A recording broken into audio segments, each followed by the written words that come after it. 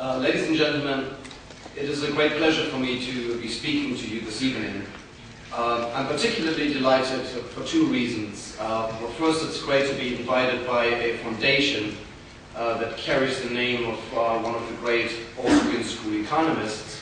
And secondly, it's great to be speaking here in a country that was at some stage, obviously, under socialist, communist rule, and over the last 20 years made such a fundamental transition.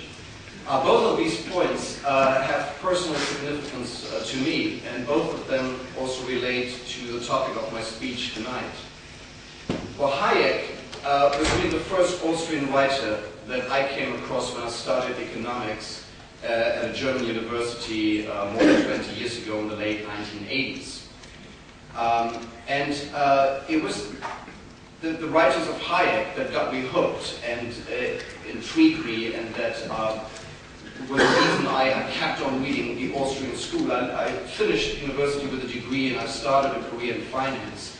But for more than 20 years, I continued to read all the Austrian economists, not only Hayek, Menger, Böhm-Barwerk, Ludwig von Mises. They had a huge influence on me, and I would say with Hayek started a more than 20-year intellectual journey that has recently led to me writing my first book and publishing my first book, which is firmly based on the Austrian School of Economics. Today, I would probably call myself more, not so much a Hayekian. I would call myself much more a Misesian now, after Ludwig von Mises. Both of them worked together for some time, particularly in the early career of von Hayek, but later in life, their intellectual paths somewhat diverge. And now, I think it's particularly the writing of von Mises that has had the greatest influence on me and also on my book. I think the differences between the two are the topic for a different speech, but I'll touch on that a little bit later.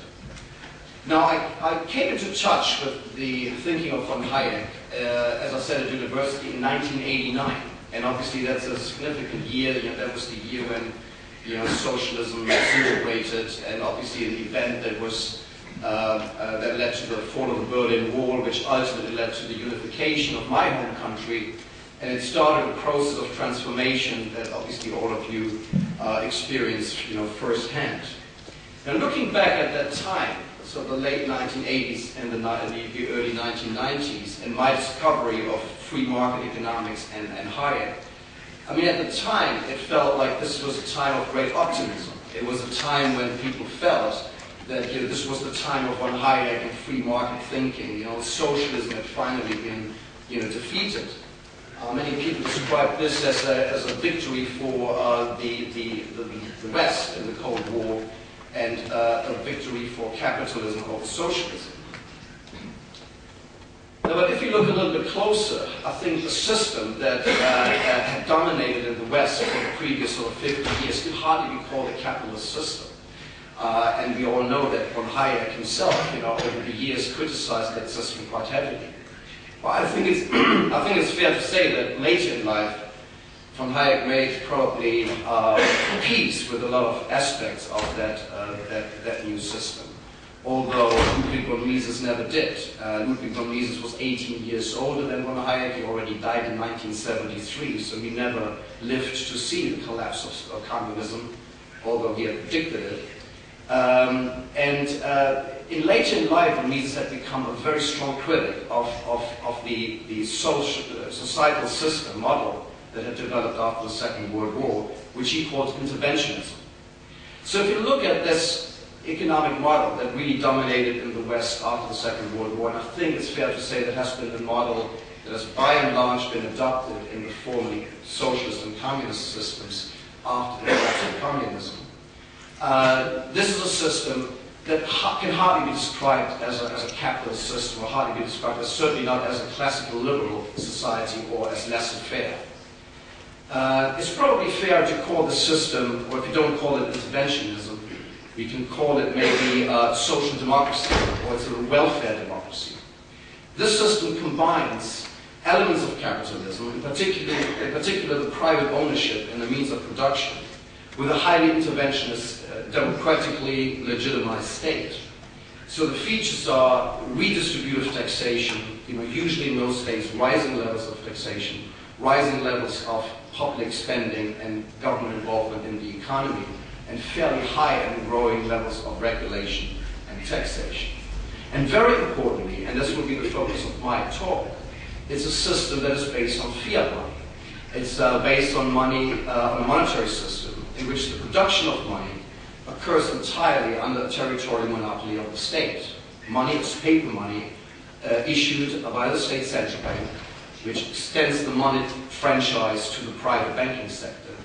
And this is the system that provides money to the economy. Now, I would argue that such a monetary system would not have been called a capitalist monetary system by any economist 2 or 3 generations ago. It certainly would have never dawned on people like Ludwig von Mises to call this a capitalist monetary system.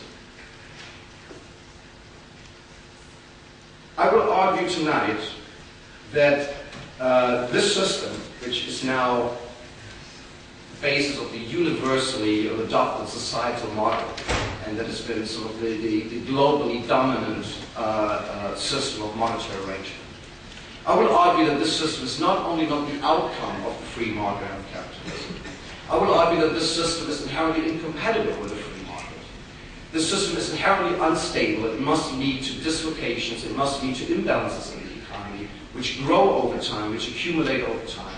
It must ultimately disrupt the economy to such a degree that they lead to a major crisis. So I would argue that just as socialism and communism ultimately collapsed under the weight of their own inconsistencies, so will our present societal model, in particular our present monetary system of unlimited, unrestricted fiat money under central bank guidance. So in a way, I think the message here is that sort of we will face one equally large crisis to the one that socialist societies experienced in the late 1980s, or maybe an even bigger one, and now it will be a worldwide one. In this crisis, there will be no other country that we can go to, or no other country that we can look to for an alternative, because the present monetary system is truly global. I wrote down these kind of ideas in my book, which was published 2 months ago. The title of the book is Paper Money Collapse, the Folly of Elastic Money and the Coming Monetary Breakdown. Now, I do think to say that the present system is inherently unstable is something that a lot of people will perceive immediately to be correct. But unfortunately, a lot of people these days describe this as a crisis of capitalism. Now, most of these people will readily admit that our society today is hardly a laissez-faire capitalist society according to the model of the late 19th century. But most people perceive that this crisis started in the field of finance, in the field of banking and money. And to most people, this is the one bit in our society that is still representative of pure capitalism. International trade, capital flows, foreign exchange markets, all of this seems to be truly deeply capitalist. Now, I would argue that this is a complete misconception, and I think this is the reason why this crisis is misrepresented, misunderstood, and why the policies that are being adopted are misdirected and entirely counterproductive.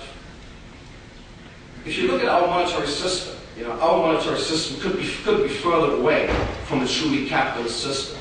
The money of capitalism has always been gold and silver. Wherever and whenever the public, the trading public, was free to choose a medium of exchange, a medium to facilitate transaction and cooperation of markets, they picked commodities. And in all societies and all cultures around the world, people ended up, choosing gold and silver. Gold and silver have many advantages to function as monetary assets, but crucially and very importantly, one is that they are essentially inelastic in their supply. In a commodity money society, like a proper gold standard, there is nobody, there's no entity or no person that can quickly and easily and cheaply inject additional money into the economy. So for these economies, money is essentially inelastic in its supply. It's fixed, it's inelastic. Importantly, in these economies also, money is outside of political control. And I would argue that one of the reasons why people again and again chose these precious metals as medium of exchange is precisely because their control can now be controlled by political entities. And thirdly, very importantly, commodity money is truly international money. If money is to facilitate human cooperation on markets and exchange, we all know that human cooperation on markets does not stop at political borders. And usually when gold or silver was used as money on this side of the border, the same gold and silver coins could be used on the other side of the border as well. For example, in the 18th century, most of the money that was used in the British colonies in Northern America weren't British coins, they were indeed Spanish silver coins. So this was international money. It was inelastic money, it was apolitical money, and it was international money. And if we look at the one era which we can probably identify as being closest to an ideal of a free market, laissez-faire economy, it would be sort of the global economy at the end of the 19th century that coincided with the global gold standard from 1881 to 1914. This was a system that put clear limitations on the extension of bank credit. It tied investment very clearly to true savings, and it enforced prudence and accountability on the finances of both states and banks. Additionally, this was a time of growing productivity, growing prosperity, rising international trade, and also a period of great monetary stability globally. I think in order to explain why the system was abandoned, we shouldn't look at economics. I think we should first and foremost look at politics. Because of all the political trends that became so powerful in the 20th century, all of them were hostile to gold. The 20th century has been ideologically and politically, the time of the big state ideologies, communism, socialism, fascism, and then more recently, as I described, the social democracy or the welfare democracy. If you look in 1917, when the Bolsheviks took control in Russia, they confiscated all private gold. And in the 1930s, a German economist said the following. He said, in future, I quote here, in future, gold will play no role as a basis for the European currencies, because a currency does not depend on what it is covered by, but rather is dependent on the value which is given it by the state, or in this case by the economic order, which is controlled by the state. And the person who wrote this was Werner Dietz, who was one of the big chief ideologues of the Nazi Party. So we had the Bolsheviks being anti-gold, the Nazis, the fascists were definitely anti-gold. But even in countries like America, it was felt that gold provided a straitjacket to the state. It limited the handling, the control that the state had over the finances of the nation. In 1933, President Roosevelt confiscated all privately held gold in the United States by executive order, and in fact, the American citizens were banned or severely restricted from investing in gold privately as long as 1974.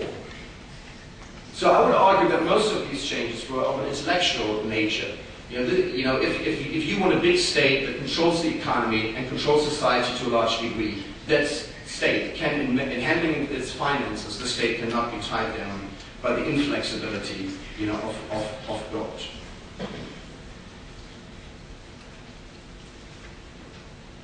But it's very interesting for me that even after the Second World War, political leaders did not really dare to completely abandon any links to gold, and obviously we had the Bretton Woods system after the Second World War.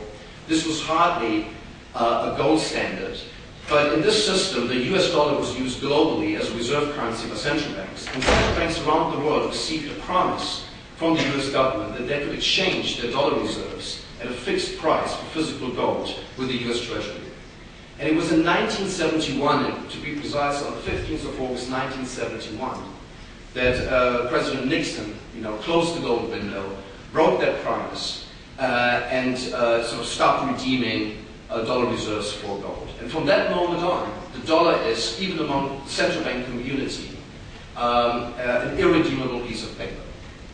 And by doing this, I think the last step was taken to move away from inelastic, capitalist, apolitical commodity money and make the transition complete to a system of globally unlimited, fully flexible, fully elastic, politicized paper money. So now for 40 years, the entire world has been on a complete paper standard. Nowhere in the world is the production of money and the supply of money in any shape or form restricted. It's nowhere tied to a commodity. It's entirely under political control. Across the world, we have a patchwork of local paper currencies, all under the control of state institutions locally, who can create this money essentially without cost, and therefore practically without limit.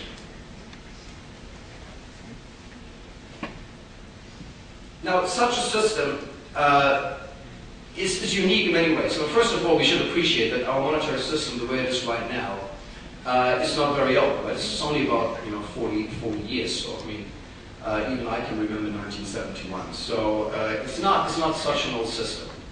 And secondly, it's unique in that for the first time ever, the entire world has been on a paper money system.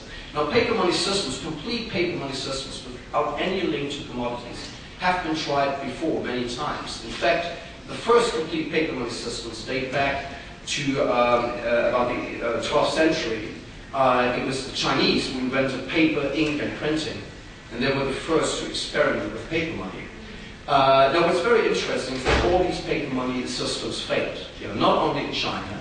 From the late 17th century, they were tried in various Western societies. Among the first was Massachusetts, did it in 1690. France tried it in 1716 to 1720. There are various examples, and there are a couple of unique features here. In each case, historically, paper money was introduced to fund the state. Usually, the issuance of paper money or the abandonment of commodity money and the return to fully elastic, irredeemable paper money occurred around the time of wars or revolutions, because these were the events in which the state needed most money. And at these times, politicians did not even pretend that there was any other reason why they switched to a paper money system. It was clearly for funding the state. It was also interesting, if you look at the history of these paper money systems, is that they all failed. And they all failed in one of two ways. Either the imbalances, rising inflation, economic dislocations, and economic problems were becoming so big that the monetary authorities voluntarily abandoned commodity money and paper money, voluntarily abandoned paper money and returned to commodity money. Examples of that would be Britain in 1821 after the Napoleonic Wars, or the United States after the Civil War in 1879, voluntarily as a political decision, they went back to a gold standard. The other outcome is that monetary authorities do not switch off the monetary tap early enough, and they do not revert back to commodity money voluntarily. They print ever more money, and the system becomes ever more addicted to more money issuance. And at some stage, the public loses confidence in this form of money, and these systems end in hyperinflation and complete currency collapse, with grave consequences for society and the economy. And these are all the other outcomes, and the examples are numerous. France in 1720 under the John Law scheme, France back in 1803 after the French Revolution, America 1775 to 1781, the so-called Continentals, which ended up being worthless, or German Reichsmark in 1923.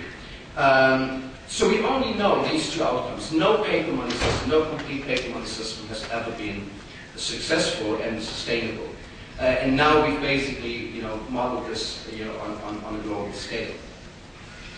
Now, what was so interesting for me is that although over the last 20, 30 years, the imbalances that such a system creates and must create have become so big and so palpable that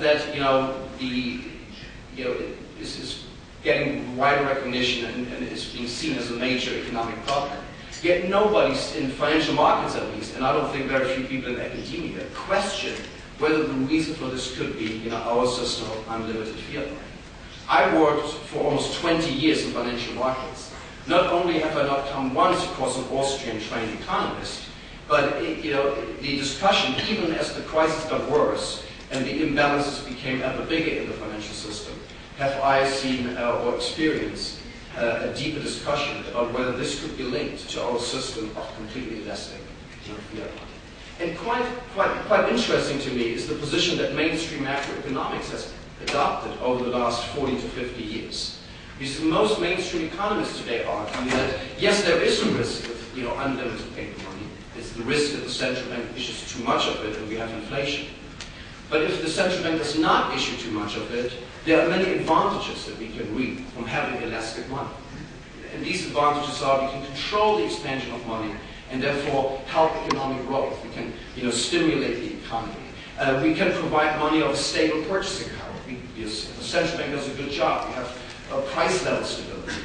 And very importantly is whenever the economy goes into recession, we can lower interest rates, print more money, and allow a quick recovery. We can save the banks, we can avoid bank runs, we can bail out the banks practically, and we can stimulate the economy to bigger growth.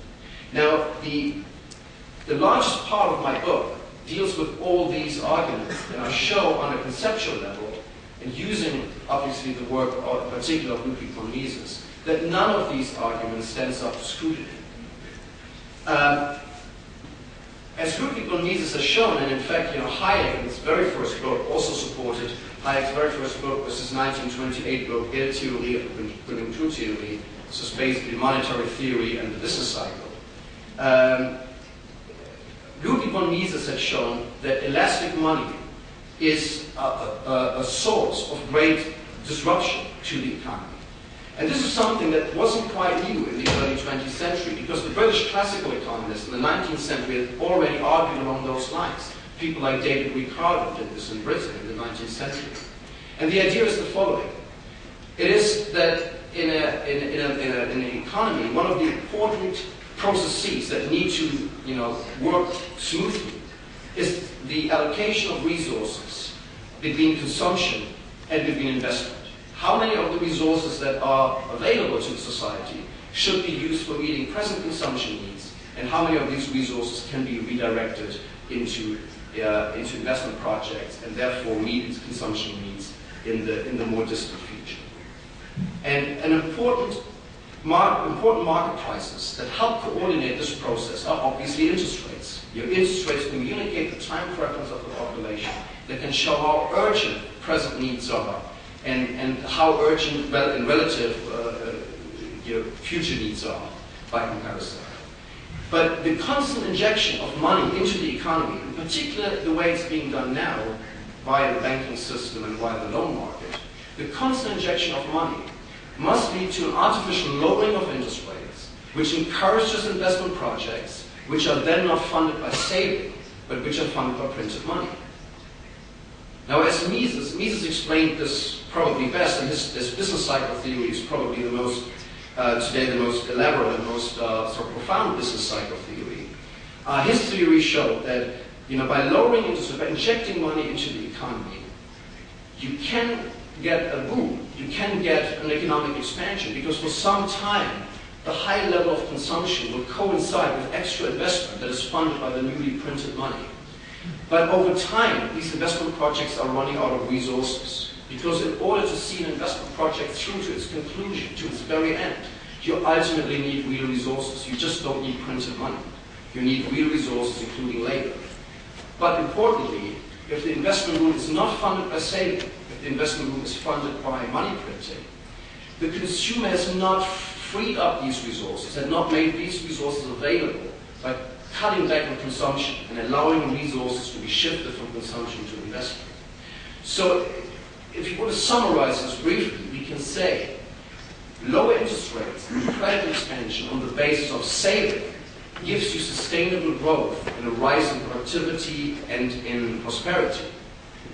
Lower interest rates and credit expansion and more investment as a result of money printing gives you a boom-bust cycle.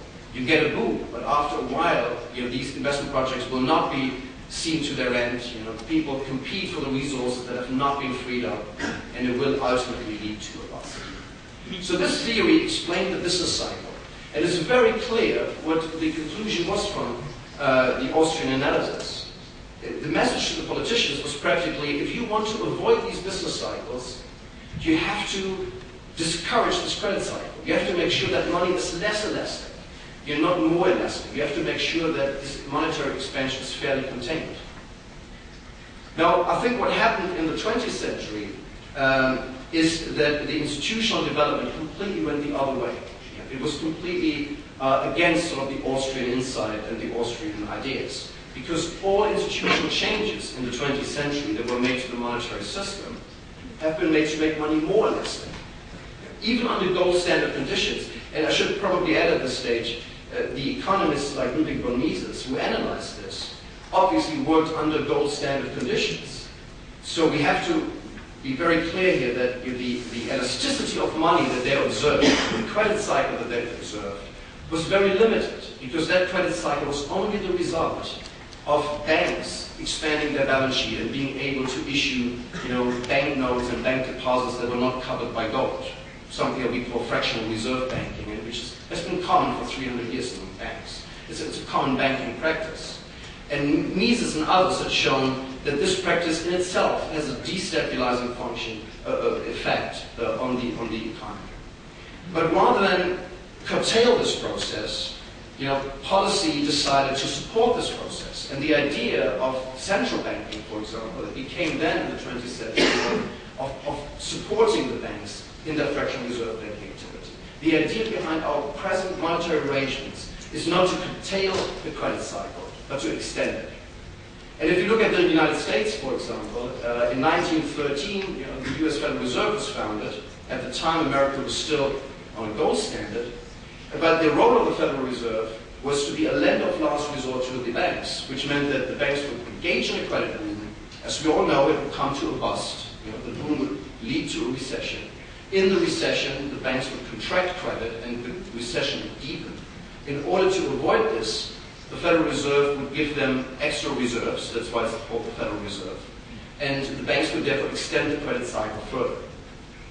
Now, such a system is obviously in conflict with the gold standard, because the Federal Reserve cannot create gold, it cannot print gold, and ultimately at some stage the credit boom would be so big that the correction would be so severe that more reserves are needed than gold is available.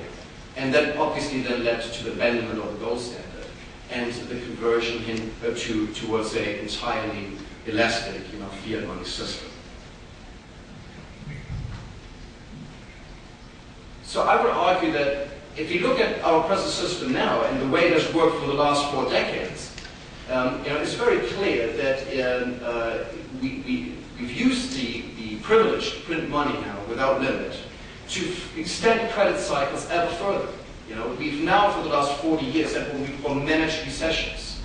So the credit boom, the artificial credit boom, is still initiated by the provision of extra money, by lowering of interest rates, and by providing extra bank reserves to the banks.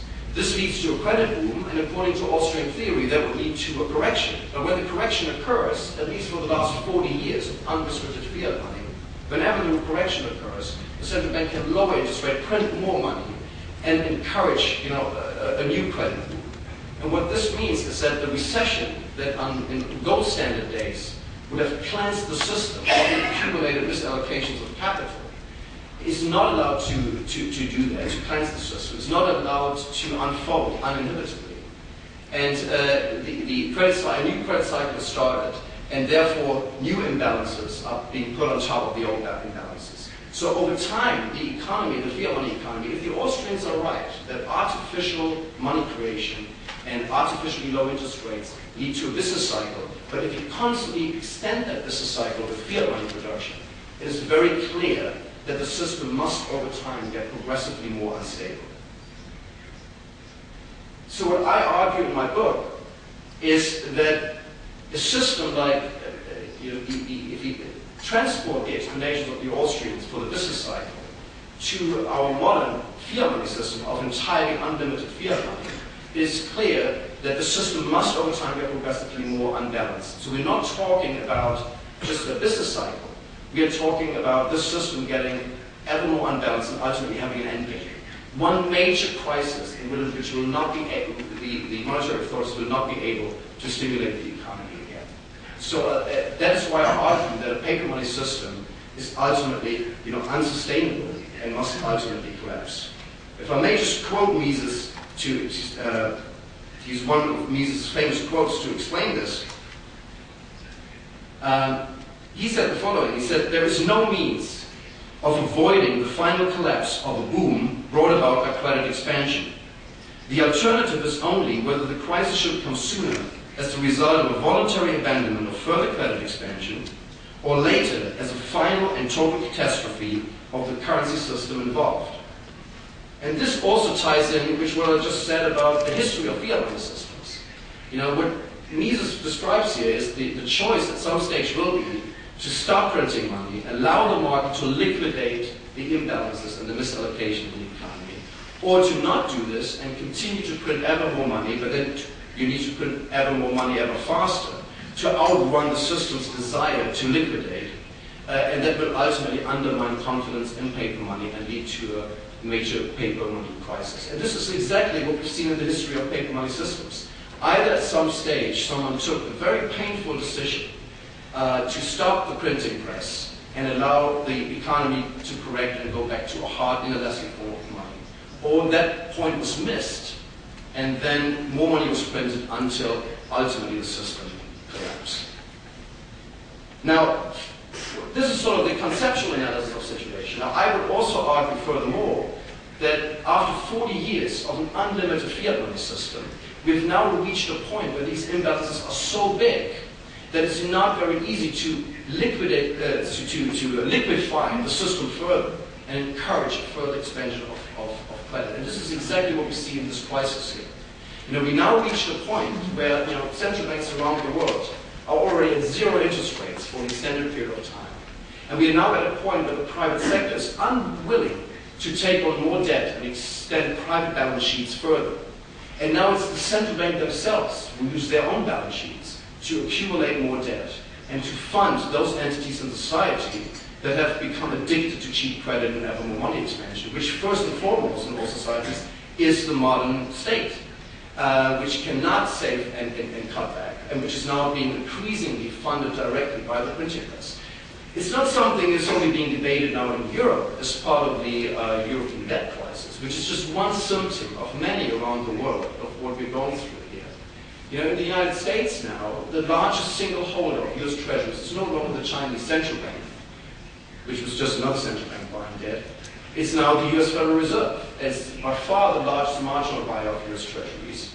The largest marginal buyer of UK gilts, British government bonds, is the Bank of England, which, when it's done with its recent operation of quantitative easing, will hold about a quarter of all outstanding government debt on its balance sheet. And now, obviously, the balance sheet of the ECB has also tripled since the start of this crisis. The ECB is already the largest single owner of Greek debt, and if politicians get their way, it will soon definitely be the largest marginal buyer of other government debt as well. So we see a global phenomenon which I think is very indicative of this fiat money system being in its endgame. You know, the levels of debt that have been accumulated are so large, the private sector, the private pool of savings is no longer sufficient to carry this. The private sector is no longer willing to leverage their balance sheets accordingly. And the lender of last resort to the entire system is becoming the printing press. Now, what is striking to me is that this is a development, although your previous generation of economists have explained this, so well, and I think these economists, if you could transport them through time and they would have a look at our monetary system today, they would shake their head in disbelief.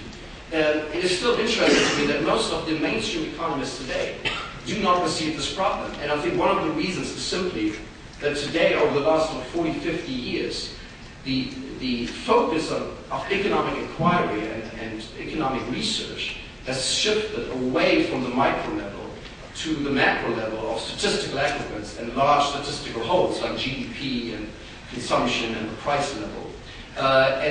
When you look through at the economy through the prism of these macro statistics, you have no perception of things like capital misallocations or distorted relative prices, which are really the drivers of the credit cycle. Now, to give you one illustration of the mainstream view and contrast it with the view of Ludwig von Mises, I can quote Ben Bernanke, the chairman of the Federal Reserve, so the largest paper money producer in the world today.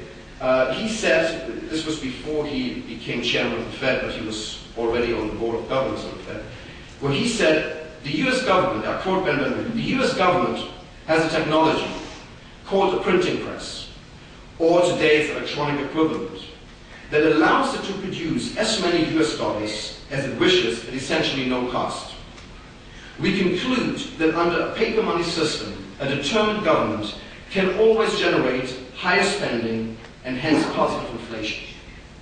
And I think this is meaningful not only because of sort of this almost arrogant belief in the powers of the central bank. It's very interesting. What he says about the central bank is absolutely correct. The Fed can print as much money as they want. But the effects he's talking about are only twofold: higher spending and higher inflation. And if you look at the entire debate in the financial press and in politics and in political circles, or even in the financial markets, usually these are the only two things that are being discussed. And even now with the discussion about the ECB policy, the point is always like, should the ECB buy more bonds or not? And it's only discussed as an effect on inflation. So the two results of money printing are only that we have higher GDP, but you also have a higher price level. And this is a complete misconception that completely ignores the Austrian insight. Because a key effect of money printing is a distortion in relative prices. And relative prices are the most important factor in the functioning market economy. Because relative prices allocate resources from one use to another. And by lowering interest rates, printing money, interest rates must systematically be distorted, and imbalances in the economy must accumulate. And this is something that does not even appear, I think, on the radar screen of most macroeconomists today, even of highly educated and trained people like Ben Bernanke. They only see 2 or 3 macro variables that are being driven by money, but not the underlying distortions in capital allocation. But as Austrians, we know that these are the key problems, and they accumulate over time. The imbalances we are facing today around the world are the same, which are excessive levels of debt, weak banks, overextended banks, and distorted asset markets around the world, from real estate to, now I would argue, overextended government bond markets. These excesses and these imbalances cannot be explained without going back to a 40-year, almost 40-year expansion of underlying monetary aggregates and constant fiat money expansion. Such imbalances are inconceivable in a system of hard commodity money. At least in their magnitude, they are inconceivable. Or to put it differently, if we look on a conceptual level at a fiat money system of unlimited paper money production, sooner or later, we must reach such a point that we reach now, where these imbalances are so big that it becomes system threatening.